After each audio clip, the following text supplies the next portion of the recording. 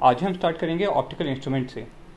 जब भी आपको किसी बहुत छोटे ऑब्जेक्ट को या किसी बहुत बड़े ऑब्जेक्ट को अगर अपनी ह्यूमन आई से देखना है, नेचुरल आई से अगर आप उसको देखना चाहते हो, सो उसके लिए हम कुछ डिवाइसेस का यूज़ करते हैं जो हमारे ऑब्जेक्ट को मैग्नीफाई करते हैं। या तो उसका पॉजिटिव मैग्नीफिकेशन होगा, मतलब उसका साइज़ बढ़ जाएगा, या उसका नेगेटिव मैग्नीफिकेशन होगा, मतलब उसका साइज़ छोटा हो जाएगा। दो devices are known as your optical instruments. In your syllabus, you have to study about microscope and telescope. सबसे पहले माइक्रोस्कोप या टेलीस्कोप को समझने से पहले हम ह्यूमन आई को समझते हैं। ह्यूमन आई में भी एक लेंस होता है जो कॉन्वेक्स शेप का होता है, और इस लेंस की स्पेशलिटी ये है कि आप इसकी पावर को चेंज कर सकते हो। जो हमारी ह्यूमन आई है उसके पावर को आप चेंज कर सकते हो। कैसे? जो सिलेरी मसल्स होती हैं जिसके बीच में हमारा लेंस है, वो सिलेरी मसल्स लेंस के ऊपर फोर्स एक्सर्ट करती है, जिसकी वजह से लेंस का शेप चेंज होता है, और लेंस की शेप चेंज होने की वजह से उसका रेडियस ऑफ कर्वेचर चेंज होगा एंड कॉरस्पॉन्डिंगली फोकल लेंथ और पावर दोनों चेंज होंगे। So this property of the eye और this special characteristic of the eye by which you can alter the shape of the lens in order to focus object is known as accommodation of the eye. ठीक है।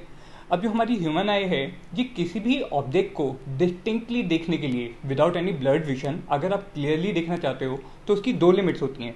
एक कहलाती है far point और दूसरी कहलाती है आपकी नियर पॉइंट। सो फार पॉइंट कौन सा पॉइंट होता है? वो पॉइंट जब आपकी आईज कंप्लीटली रिलैक्स्ड हैं और उस केस में जो ऑब्जेक्ट है वो आपके रेटिना पर, जो आपके आई के अंदर रेटिना है, उस पर क्लियर इमेज बना रहे। हेल्दी आईज के लिए जो हमारा फार पॉइंट होता है ये होता है इन्फिनिटी। हेल्दी आई के लिए फार पॉइंट जो है ये होता है इन्फिनिटी पर।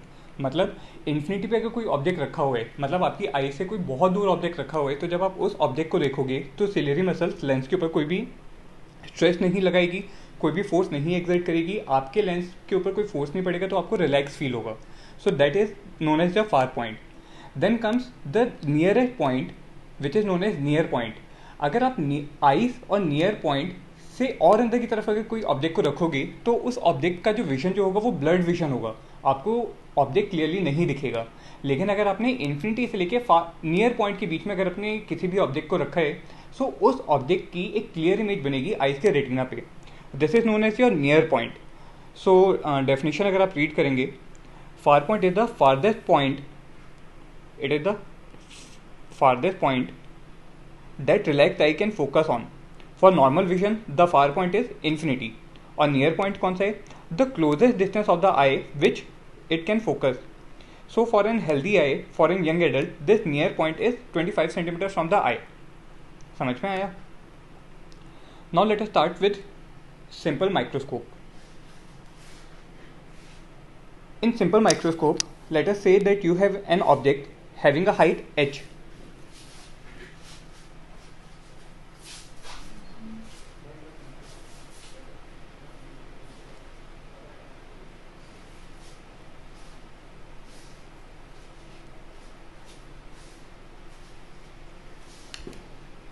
In simple microscope, let us say you have an object having a height h, which is kept at a distance of d from your eyes. जो object का डिस्टेंस आपकी आईज से है, this distance is d. So basically यहाँ पे हम d को denote कर रहे हैं least distance of distinct vision. जो हमने यहाँ पे नियर पॉइंट को डिफाइन किया था ना, इसका दूसरा नाम होता है least distance for distinct vision.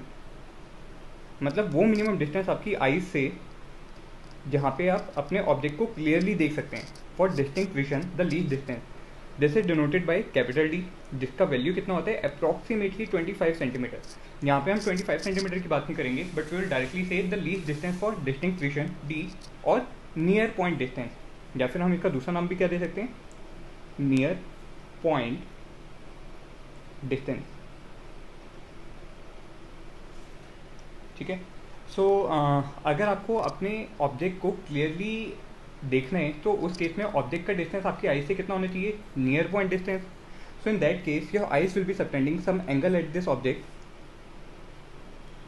And this angle is, let's say for example this angle is theta naught. ये एंगल क्या है आपका? Theta naught. अब अगर ये बहुत छोटा ऑब्जेक्ट अगर बहुत छोटा ऑब्जेक्ट रहा होता, सो उस केस में यहाँ पे आप अपने ऑब्जेक्ट को मैग्नीफाई करने के लिए एक कॉन्वेक्स लेंस का यूज़ करेंगे। किसका यूज़ करेंगे? कॉन्वेक्स लेंस का। और इस कॉन्वेक्स लेंस का फोकल लेंथ जो होगा वो स्मॉल होगा। So we will keep our convex lens in such a way that the object is within the focus of the objective lens। जो हमारा लेंस है उससे उसका फोकल लेंथ के अंदर अंदर आप अपने ऑब्जेक्ट को प्लेस करेंगे।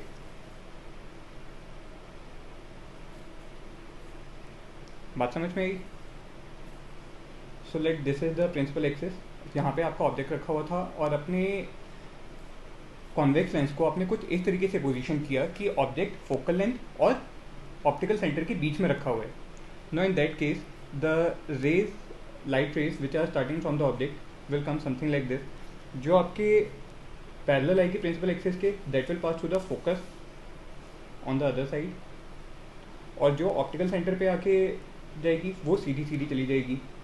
सो इस तरीके से दो लाइट रेज आपने ड्रॉ की। हम दोनों लाइट रेज को बैकवर्ड डायरेक्शन में अगर प्रोड्यूस करें, सो जहाँ पे दोनों लाइट रेज आके आपस में टकराएंगी, उस पॉइंट पे आपको क्या मिलेगा? इमेज। वहाँ पे क्या मिलेगी आपको? Image. So let the two light rays will intersect at this point. So इस पॉइंट पे आपको क्या मिलेगी? अपनी image. This will be the position of the image. और height of the image will be h dash. Height of the image is h dash. समझ में आया? सो इस तरीके से आपको इमेज मिली, और जो हमने बैकवर्ड डायरेक्शन में जो लाइट रेज प्रोड्यूस किए हैं उसको हम डॉटेड लाइन से ड्रॉ करेंगे। तो यहाँ पे अगर आप देखोगे जो आपको इमेज जो मिली है that is formed on the same side as that of the object. It is virtual and erect. जो इमेज जो मिली है that is virtual and erect. So let us say that its height is h dash and you have kept your eyes in such a way कि ये जो आपकी eyes हैं ये अब आपके फील्ड ऑफ विजन के अंदर होनी चाहिए। आईज कहाँ पे होनी चाहिए? फील्ड ऑफ विजन में। So this is your field of vision. Then the object as well as the image will be subtending some angle at the eyes. और ये जो एंगल है, let say for example this angle is θ1। ये angle है आपका θ1। So in this case you will adjust the position of the lens in such a way that the final image, जो आपको final image जो मिली है, इसका distance from the lens is at the least distance of distinct vision. इसका distance जो है वो क्या है? Least distance of distinct vision पे ये बनी है। So this is one point and this is another point. So this distance should be equal to d, where we are assuming that the eyes is kept very close to the lens. Eye एकदम lens के बगल में रखी हुई है, इसलिए eyes का जो least distance of distinct vision है वहीं पे आपकी इमेज आई बननी चाहिए। वहाँ पे क्या बननी चाहिए? Image I. So the image distance will be equal to the least distance for distinct vision, and let's say for example the object is kept over here and object distance from the lens it is u। object का distance lens से कितना है? u। this can be one scenario, and the other scenario आपके पास same object रखा हुआ था, object आपके पास same है, बट यहाँ पे मैंने चेंज क्या किया कि जो मेरा लेंस है मैंने उसको ऐसे रखा है कि मेरा लेंस का फोकल लेंथ मेरे ऑब्जेक्ट के साथ कंसाइड कर रहे हैं। लेंस का फोकल लेंथ मेरे ऑब्जेक्ट के साथ कंसाइड कर रहे हैं। और इन तीनों ही केसेस में अगर आप ऑब्जर्व करेंगे तो मेरा जो ऑब्जेक्ट जो रखा हुआ है वो मैंने उसकी पोजीशन को नहीं चेंज किया। ऑब्जेक्ट मेरा हर केस में सेम लाइन के अलॉन्ग रखा हुआ है। समझ में आई बात? ठीक है। So in this case let us again draw the light rays. So one which is coming parallel to the principal axis, it will pass to the focus on one side, and another light ray which is incident on the optical centre, it will also go straight. So इस तरीके से आपको दो light raise मिल जाएंगी, इस तरीके से आपको दो लाइट रेज मिलेगी, and both of them are parallel to each other. तो हम क्या करते हैं कि इसको अगर हम थोड़ा सा और एक्सटेंड करें, दोनों लाइट रेज को अगर हम बैकवर्ड डायरेक्शन में प्रोड्यूस करें, so both will become parallel to each other, both will become parallel to each other. And in that case if these are your eyes, if this is your eye, then the eye should be kept in the field of vision, and your ray diagram will be formed something like this। रे diagram में आपको light rays के arrows बनाने बहुत ज़रूरी हैं, otherwise your रे diagram will be wrong. समझ में आया? So in this case, the object is kept at the focus itself. Object distance from the lens, this distance is equal to the focal length of the lens itself. So let's say for example in this case, your object is subtending an angle of θ2 with the principal axis. समझ में आया? तो तीन cases हैं. जो second case मैंने यहाँ पे ड्रॉ किया है, this is my case 2. So in case 2 my image is formed at the near point. Case 2 कौन सा है? जहाँ पे मेरी इमेज कहाँ पे बनी है? नियर पॉइंट पे. और जो मेरा केस 3 है, जहाँ पे मेरी इमेज कहाँ पे बनी है? At infinity. So that one is my case 3 where the image is formed at far point. Image is formed at far point. और जो मेरा फर्स्ट केस है, बेसिक केस, वहाँ पे भी मेरी जो इमेज है वो नियर पॉइंट पे बनी है, लेकिन वहाँ पे मैंने कोई भी मैग्नीफिकेशन नहीं यूज़ किया. वहाँ पे मैंने कोई भी मैग्नीफिकेशन नहीं यूज़ किया. समझ में आया? So in all the cases my object is kept at the same position, but by varying the position of the lens you may either keep the object within the focus or you may keep the object at the focus itself. And in both the cases, these are the two extreme cases within which your object must always be kept to have a distinct image for the given object. समझ में आया? ठीक है. तो अब हम इनकी magnification calculate करेंगे. हम इसका मैग्नीफिकेशन कैलकुलेट करेंगे. So in the very first case, if you will calculate the value of theta naught, जो हमारा पहला केस है, अगर आप उसमें angular size of the object को अगर कैलकुलेट करें, so let us calculate angular size of object.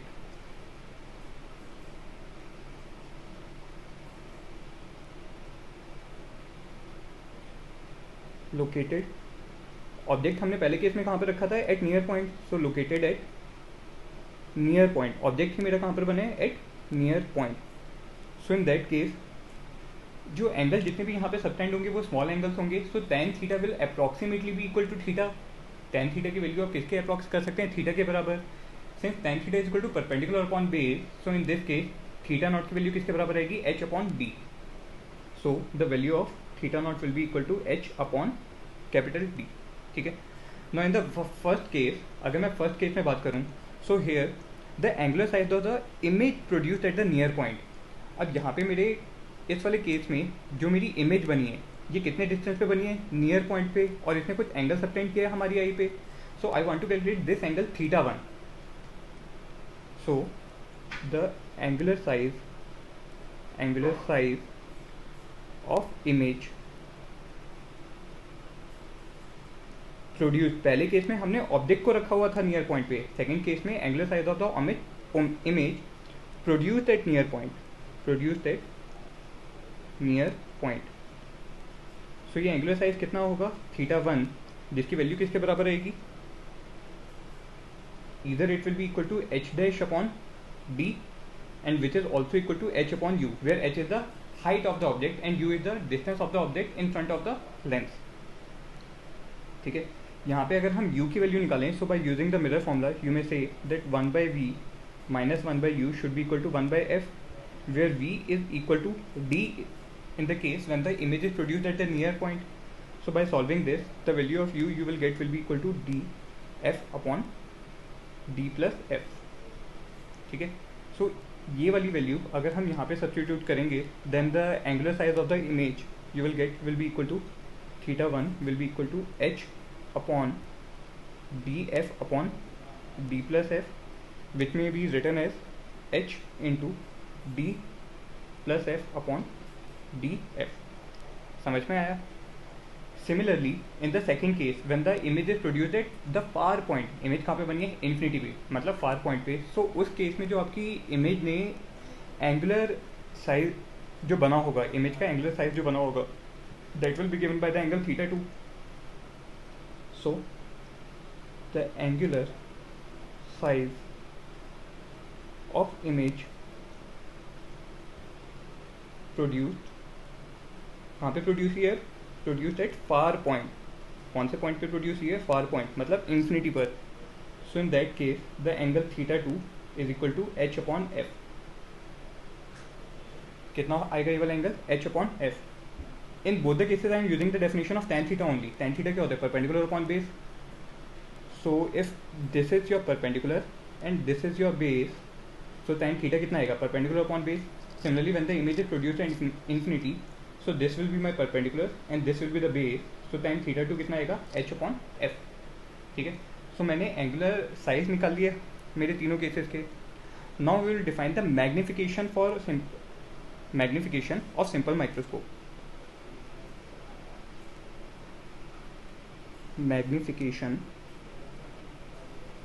for simple microscope. How will we calculate the magnification? Here जब हमने मैग्निफिकेशन को डिफाइन किया था तो वहाँ पे हमने बोला था height of image upon height of object. यहाँ पे हमारी मैग्निफिकेशन की जो डेफिनेशन है वो चेंज हो जाएगी and we will say it as angular magnification. हम इसको नाम क्या देंगे?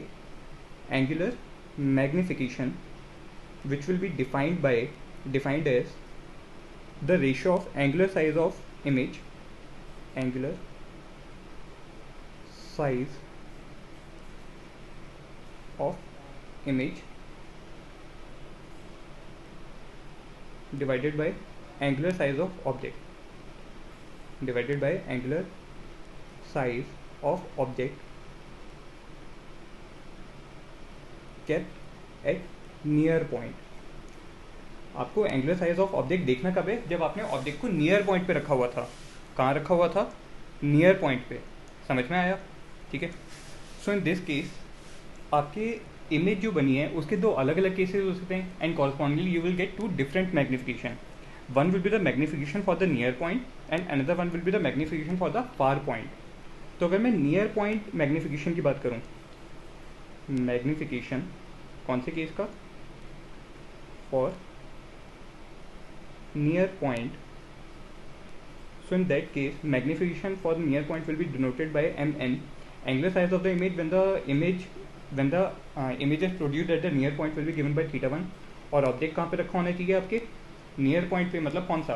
केस वन में आपका ऑब्जेक्ट कहाँ पे रखा है? खुद नियर पॉइंट पे रखा हुआ है. और जब मेरी इमेज भी नियर पॉइंट पे बनी है वो कब बनी होगी? जब आपने एक लेंस का यूज़ किया और लेंस की पोजीशनिंग ऐसी की कि जो आपका ऑब्जेक्ट है वो लेंस के ऑप्टिकल सेंटर और फोकस के बीच में आ जाए. सो वहाँ पे आपको जो इमेज जो मिली वो कहाँ पे मिली थी? नियर पॉइंट पर. ठीक है. सो इन दोनों की रेशियो से मुझे क्या पता चलेगा? Magnification for the near point. Substituting the different values. Theta 1 की वैल्यू कितनी आई थी? अभी हमने ऊपर निकाला था. थीटा 1 किसके बराबर आया था? h into D plus F upon D F. So h into D plus F upon D F whole divided by theta naught. Theta naught की वैल्यू कितनी आई थी? h upon D. So will place over here h upon D. यहाँ पे देखिए आपकी कौन कौन सी टर्म्स कैंसिल आउट हो रही है? h से h कैंसिल आउट होगा और d से d कैंसिल आउट होगा. So you will get the magnification of the near point as 1 plus d upon f. So this will be the magnification of the image when the image is produced at the near point. समझ में आया? Similarly, in the other case, when the magnification you want to calculate for far point, जब आपकी image कहाँ पे बनी है? far point पे. For far point, how you define the magnification? m f. जहाँ पे सबस्क्रिप्ट में जो हमने f जो लिखा है वो क्या शो कर रहा है? Far point. It will be given by the ratio of the angle theta 2 upon theta nought. ठीक है. थीटा 2 की वैल्यू कितनी है? h upon F. और थीटा नॉट कितना है? h upon D. So substituting these two values over here you will get magnification of the far point is equal to h upon F whole divided by h upon D. So magnification of the far point will be given by d upon F. समझ में आया magnification कितना मिला? ठीक है. Now let us proceed to compound microscope. Simple microscope का एक limitation है कि वहाँ पे आप अपने ऑब्जेक्ट को बहुत ज़्यादा मैग्नीफाई नहीं कर सकते हो. ऑब्जेक्ट को बहुत ज़्यादा मैग्नीफाई नहीं कर पाएंगे. सिंपल माइक्रोस्कोप का मैग्नीफिकेशन जो होता है वो स्मॉलर होता है as compare to compound microscope. In compound microscope we will use 2 different lenses. यहाँ पे हम 2 अलग अलग लेंसेज का यूज़ करेंगे. First one will be called as your objective lens. First one will be your objective lens. और इसका size जो होगा वो स्मॉल होगा. और दूसरा होगा हमारा eyepiece. Second lens will be known as your eyepiece. जो आई पीस है इसका फोकल लेंथ बड़ा होगा. इसका फोकल लेंथ क्या होगा? ज़्यादा. सो यहाँ पे हम दो लेंसेज का इस तरीके से यूज़ करेंगे कि पहले लेंस की इमेज जो बनेगी, पहले लेंस की इमेज जो बनेगी, that will behave as an object for the second lens, that will behave as an object for the second lens. So I will place my first lens in such a way that the object is kept near to the focal length of the first lens. मैंने अपने object को अपनी image को मैंने जो मेरा lens है objective lens, इसको मैंने कुछ इस तरीके से रखना है कि इसका फोकस मेरे ऑब्जेक्ट के पास में आए, लेकिन ऑब्जेक्ट मेरा फोकस से बाहर की तरफ रखा हुआ है. सो यहाँ से जो हमारी सबसे पहले लाइट रेज जो बनेगी उसको अगर हम ड्रॉ करें तो वो लाइट रे जो प्रिंसिपल एक्सिस के पैरेलल आ रही है वो फोकस से पास करेगी, और दूसरी जो ऑप्टिकल सेंटर पे आई वो सीधी जाएगी. सो जहाँ पे दोनों रेज आके हमारी इंटरसेक्ट हुई वहाँ पे आपको क्या मिलेगी, image. So you will get an image over here. इस पॉइंट पे आपको आके इमेज मिली. Now this image will behave as an object for the eyepiece. यहाँ पे हम साथ में नेमिंग भी करते हैं. Let this point is A and this point is B, then the image will be produce at that this point is A dash and this is your B dash. ठीक है.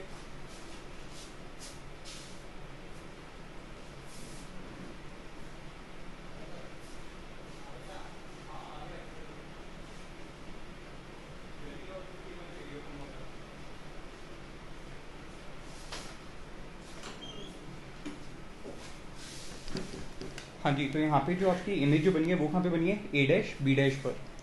अब मैं अपना दूसरा लेंस जो मेरा आई पीस है उसको कुछ इस तरीके से सेट करूँगा कि जो मेरी इमेज जो बनी है ए डैश बी डैश ये एज अ ऑब्जेक्ट बिहेव करेगी. So I will place my eyepiece in such a way that this image will fall within the optical centre and the focal length of the eyepiece and the focal length of the eyepiece. समझ में आया किस तरीके से मैंने अपने इसको रखना है. So this point first B dash. अब यहाँ से हम सेकेंडरी रेस देखते हैं. वो लाइट रे जो पैरेलल आई प्रिंसिपल एक्सिस के, that will go through the focus and second one will go in somewhere over this direction.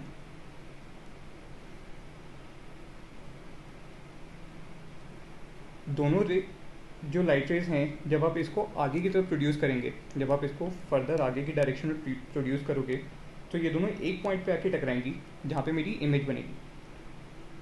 So one will be like this and the another will be like this. तो आपकी final image कहाँ पे बनी है, at this point which will be A double dash B double dash. समझ में आया. मैंने अपने जितने भी डिफरेंट लेंसेज जो हैं ऑब्जेक्टिव लेंस और आई पीस उनकी पोजीशनिंग कैसे आपको करनी है.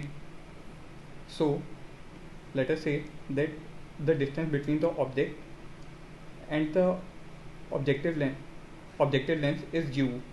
सो इसकी इमेज जो बनी वो इमेज कहाँ पे बनी है, the image is found between these two points. So this is distance v and then this image will behave as an object for the eyepiece. तो इसको क्लियरली लिख लेते हैं.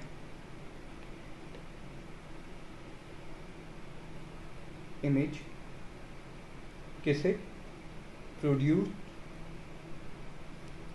By the objective lens. This image will behave it will behave as an object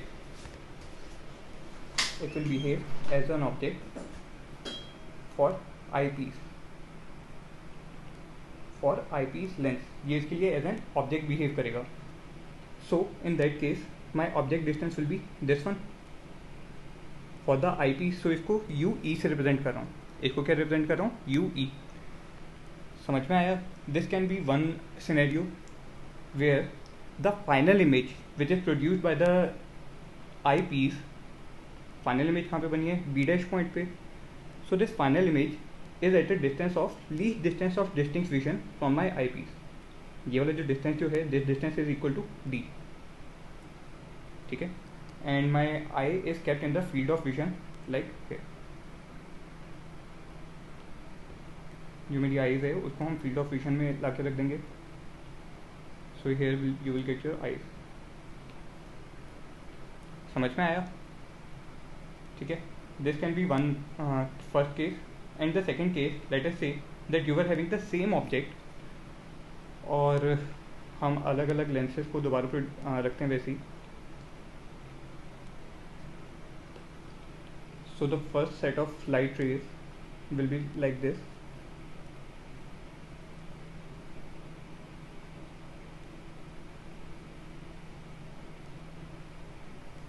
जो आपको अपनी इस case में इमेज जो मिली है वो यहाँ पे मिलेगी.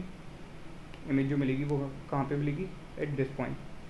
Now you are in this case you are keeping your objective lens, sorry your eyepiece in such a way that the image formed by the objective lens will coincide with the focal length of the eyepiece. कैसे रखने कि आपकी जो image जो बनी है वो कहाँ पे बने? फोकल लेंथ पे बने. समझ में आया? सो जो हमारी एक्स्ट्रा रेज हैं इसको हम इरेज कर देते हैं. हाँ जी.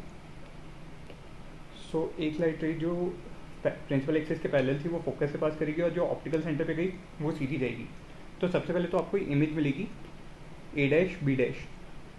You will get an image A dash B dash, and here you have kept your eyepiece in such a way that this image A dash B dash is kept at the focus of the eyepiece itself. और जब आपका object focus पे रखा होगा, so in that case where you will get the image at infinity. Image कहाँ पे बनती है उस केस में? इन्फिनिटी पर. सो पहली लाइट रे जो प्रिंसिपल एक्सिस के पैरेलल आई, जो प्रिंसिपल एक्सिस के पैरेलल आएगी वो सीधी आई and it will pass through the focus on the other side and other ray will go like this. और दोनों ही रेज को जब आप बैकवर्ड डायरेक्शन में प्रोड्यूस करोगे, so first one will be like this and the second one will be like this and both of them will be parallel to each other. दोनों के angle एक दूसरे के पैरेलल आएंगे. समझ में आई बात? तो जो आपने पीछे की तरफ जो एक्सटेंड किया उसको हम डॉटेड ड्रॉ करेंगे and the image will be produced at the far point. जो फर्स्ट केस था वहाँ पे आपकी इमेज कहाँ पे बनी थी? At near point, and the second case the image is formed at the far point of the eye. So this is my case 1 जहाँ पे image कहाँ पे बनी है? Image is formed at the near point, and the another case, this is my case 2. This is my case 2 where the image is formed at far point. ठीक है. So let us say see what will be the magnification in this case. यहाँ पे आपको magnification जो मिलेगा वो दो lenses का कंबाइंड मिलेगा. सबसे पहले हम ऑब्जेक्टिव लेंस का अगर मैग्निफिकेशन लिखें, so magnification of the objective lens you will use the formula for the lateral magnification only. यहाँ पे हम लेटरल मैग्निफिकेशन का फॉर्मूला यूज कर लेते हैं. So you will say that the lateral magnification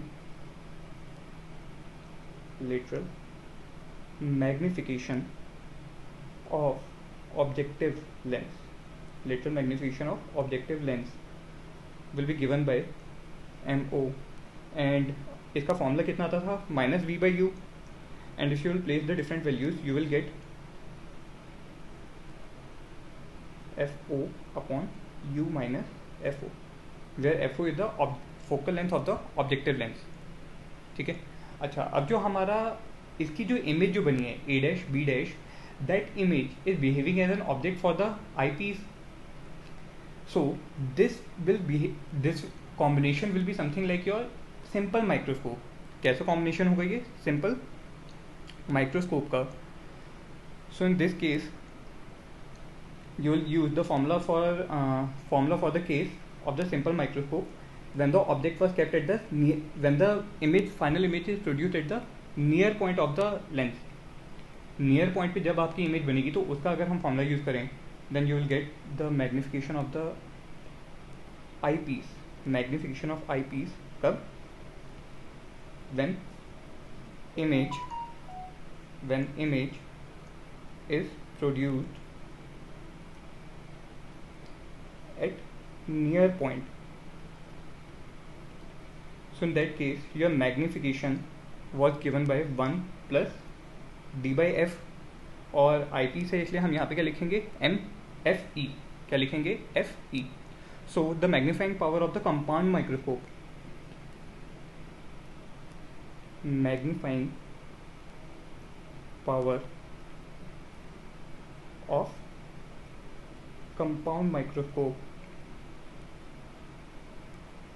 किस केस में? when the image is produced at the near point, when the image is produced at near point, that magnification m, near point के लिए n will be equal to mo into me. जब हमारे दो lens आसपास रखे होते हैं तो उसके लिए हमने देखा था कि जो नेट मैग्निफिकेशन जो मिलता है it is given by the product of the individual magnification of the two lenses, so it will be mo into me, and if you will substitute different values then you will get the magnification in the case of near point is equal to minus v by u into 1 plus d upon fe. समझ में आया? ठीक है. Here u is the distance of the object from the, u क्या है? Distance of object from objective lens. v क्या है? Distance of image from your objective lens, and both of these are related by the simple formula for the objective lens, 1 by v minus 1 by u is equal to 1 upon fo, where fo represents focal length of objective lens. fe क्या है आपका? focal length of eyepiece, focal length of eyepiece, and d is what? least distance of distinct vision, least distance of distinct vision for healthy eyes. समझ में आया कैसे हम magnifying power निकालेंगे compound microscope का? और ये किस केस के लिए निकाले? When the final image is produce at the near point. जो फाइनल इमेज जो प्रोड्यूस हुई है वो कहाँ पे हुई है? नियर पॉइंट ऑफ द आई. ठीक है. इन द सेकेंड केस हमारे जो फाइनल इमेज जो बनी थी वो कहाँ पे बनी है? इन्फिनिटी पर. Final image is formed at infinity, so your eyes will be placed in the field of view like this, and in this case the magnification will be defined as, यहाँ पे अगर हम सबसे पहले अपने ऑब्जेक्टिव लेंस का अगर magnification लिखेंगे mo, then it will remain the same, minus v by u which will be given by minus fo upon u minus fo.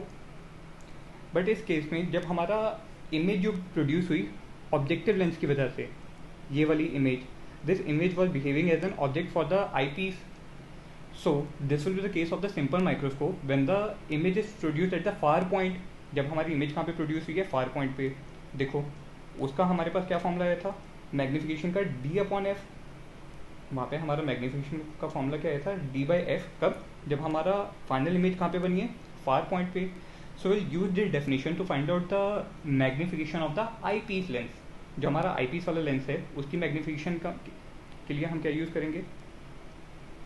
me will be equal to d upon f, focal length of eyepiece. So the net magnifying power of the compound microscope in the case when the image is formed at the far point will be given by mo into me, mo into me. So substituting different values you will get it equal to minus v by u into d upon fe. समझ में आया? This will be the magnifying power of the compound microscope when the image is formed at infinity or when the image is formed at the far point, and this is the magnifying power of the compound microscope when the image is formed at the near point of the eye. कहाँ पे बना है हमारा object? Near point पे. सो ये derivations और इनके results बहुत इंपॉर्टेंट है और आपको रे डायग्राम यहाँ पे क्लियरली बनाने आने चाहिए. ठीक है. अच्छा, कंपाउंड माइक्रोस्कोप में दोनों हमने केसेस देखे और वहाँ पे हमारे दोनों जो आई पीस था उसकी पोजीशन को आपने कुछ इस तरीके से वेरी किया था कि या तो आपका जो ऑब्जेक्ट है वो खुद फोकल लेंथ पे आया या फिर आपका ऑब्जेक्ट फोकल लेंथ और लेंस के बीच में आया. और आपने ऑब्जेक्टिव लेंस को भी कुछ इस तरीके से रखना है कि उससे जो इमेज जो आपको मिलेगी, जो आपका ऑब्जेक्ट है फोकल लेंथ ऑब्जेक्टिव लेंस के फोकस से बाहर होना चाहिए. So you it is up to you at what position you are setting your objective lens and your eyepiece lens, and accordingly you will get different tube length of the compound microscope, and accordingly you will get different tube length for compound microscope. So let us see how you will calculate the tube length of a compound microscope. Tube lens का मतलब क्या है? The distance between the objective lens and the eyepiece lens. So इसके दो cases हो सकते हैं. दोनों ही केसेस के लिए हम ट्यूब लेंथ कैलकुलेट करते हैं. तो यहाँ पे अगर हमारा ये वाला केस है, will copy all this and for the tube length let us redraw this. कुछ इस तरीके से बना था. यहाँ पे हमारी जो इंपॉर्टेंट चीज़ें हैं उनको डिलीट कर देते हैं.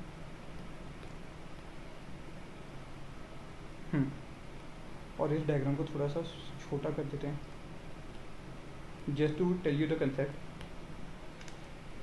Now here, if you will see, then this is the location of the objective lens and this is the location of the eyepiece lens.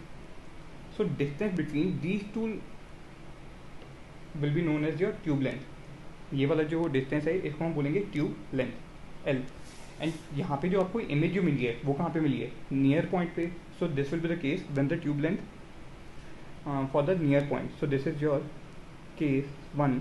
कब? when image is produced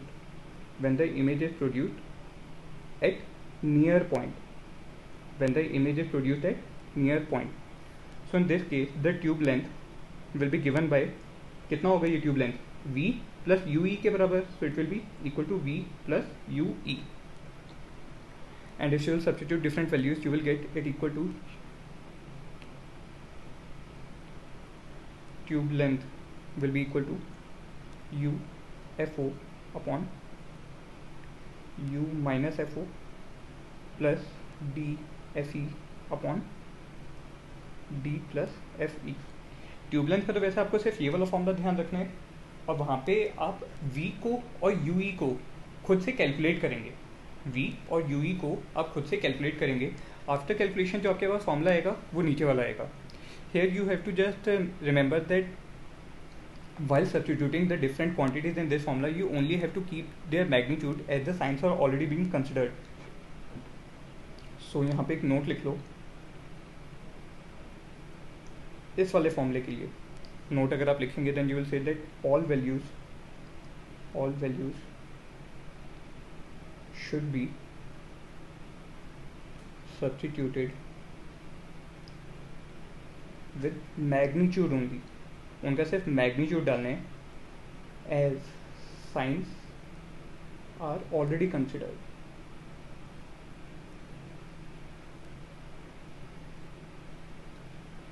दोबारा यहाँ पे आप साइन कन्वेंशन को use करके negative या positive value नहीं लिखेंगे. सिर्फ और सिर्फ आपको क्या करना है, यहाँ पे मैग्नीट्यूड डालना है जितना भी आपका मैग्नीट्यूड आएगा. Otherwise if you want to use the sign convention then you may use this formula. ठीक है, this was your first case. and your second case is when the image is produced at the far point. so case 2 को भी हम देख लेते हैं. जब आपकी इमेज कहाँ पे बनेगी? far point पे. so this is the form case. so let us copy this and again redraw this over here.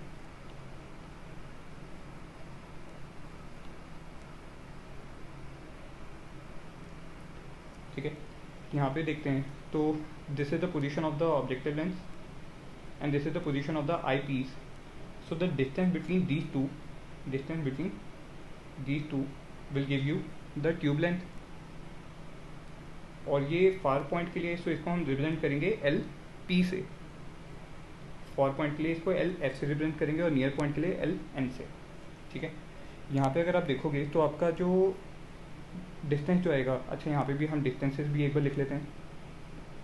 सो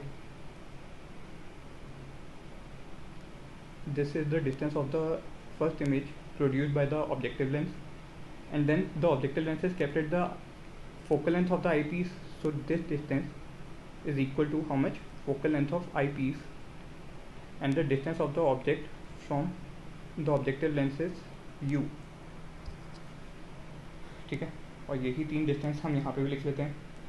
तो यहाँ पे this distance is u, then this distance will be equal to how much? V, and this distance is the focal length of the eyepiece, Fe. Then if you will see here, then your tube length in the case when the image is produced at the far points will be equal to V plus Fe. It will be equal to V plus Fe. So we'll substitute this value over here, and this is the case when image is produced. कहाँ पे बनी है हमारी image? When the image is produced at far point. When the image is produced at far point. So in that case, this one will be your location, and the tube length for the far point will be given by V plus Fe. This is the general formula which may be used when you want to calculate by using the sign convention. And if you will put the different values over here, so the tube length will be given by U Fo upon U minus Fo plus Fe. In this formula, the sign convention has already been used, and you only have to substitute the magnitude of the different quantities. जो अलग अलग quantities हैं आपको उनका सिर्फ magnitude रखना है, sign नहीं यूज़ करने नीचे वाले फॉर्म। समझ में आया ट्यूब लेंथ?